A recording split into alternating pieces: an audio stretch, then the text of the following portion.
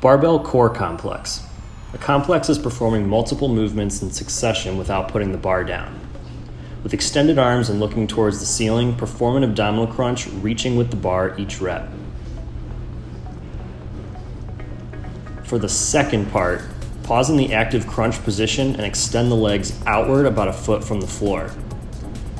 Forcefully lift them to the bar and then back under control. How many reps you perform and how long you do the following hold is up to you. The key is progression. To transition to the third part of the complex, slowly bring the bar back and overhead, still with arms extended. Breathe freely, but keep the arms, lats, core, and hip flexors all engaged, ensuring your lower back stays flat on the ground. Finish by bringing the bar back to the chest and knees in, pushing up to a seated position.